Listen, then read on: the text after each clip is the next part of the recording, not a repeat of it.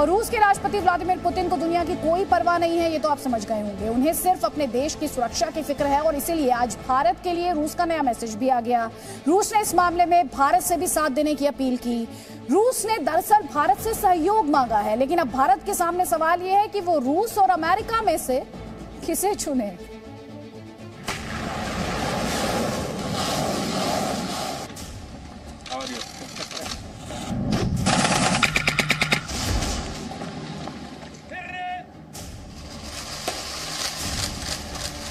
राष्ट्रपति Vladimir Putin जब भी प्रधानमंत्री मोदी से मिलते हैं, गर्मजोशी से मिलते हैं।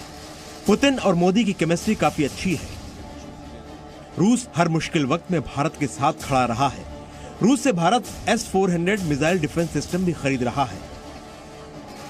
ऐसे में रूस यूक्रेन संकट पर मोदी सरकार का स्टैंड बहुत मायने रखता है। एक तरफ अमेरिका और पश्चिमी देश पुतिन को खरी खोटी सुना रहे हैं, प्रतिबंधों की छड़ी लगा रहे हैं, तो दूसरी तरफ भारत ने न तो रूस की निंदा की है और न ही यूक्रेन की संप्रभुता की बात की। यानी निष्पक्ष रहकर भी भारत ने रूस का ही साथ दिया है। इसलिए रूस ने भारत के रुख का स्वागत किया और कहा कि आगे भी सहयोग जारी रहेगा। India is playing a vital role of responsible global power. It takes independent and balanced approach to global affairs. And we are enjoying very deep coordination in the Security Council and other multilateral bodies. The Indian activities in the Security Council is fully reflecting the merit of our special privileged strategic partnership. Bharat ने Ukraine संकट पर सुरक्षा परिषद की emergency बैठक में दोनों पक्षों से संयम बरतने की अपील की थी, लेकिन पुतिन के फैसले का ना तो स्वागत किया और ना ही निंदा की। 2014 में भी मनमोहन सरकार के दौरान भारत ने रूस का साथ दिया था। तब रूस ने यूक्रेन पर हमला करके क्रीमिया को रूस में शामिल कर लिया था। आज भी कुछ वैसी ही स्थिति है। भारत अभी तक इस मुद्दे पर निष्पक्ष रुख अपनाए हुए है, क्योंकि अगर भारत रूस का खुलकर समर्थन करता है तो अमेरिका और पश्चिमी देशों की नाराजगी झेलनी पड़ेगी।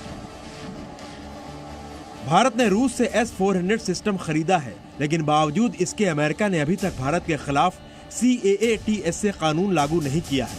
इस कानून के जरिए अमेरिका रूस से रक्षा सौदा करने वाले देशों पर प्रतिबंध लगाता है। दूसरी तरफ भारत अगर अमेरिका का समर्थन करता है तो वो अपने पुराने सहयोगी रूस को नाराज कर देगा। इसकी वजह से रूस चीन के और करीब आ सकता है, जो भारत के लिए ठीक नहीं होगा। इसके अलावा भारत के 50 से 80% तक सैन्य उपकरण रूस में बने हुए हैं।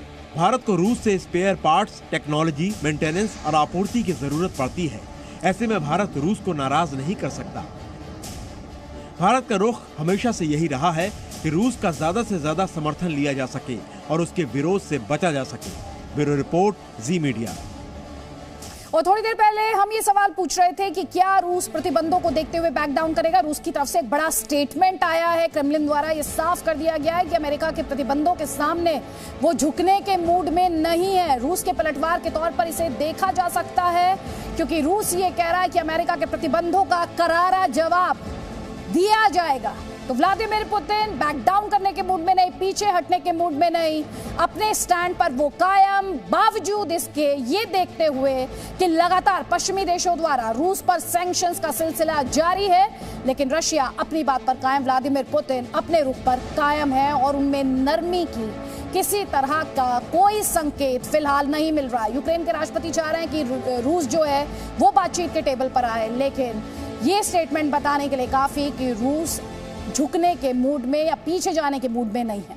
Presenting B News app available on Google Play and App Store. Download it now.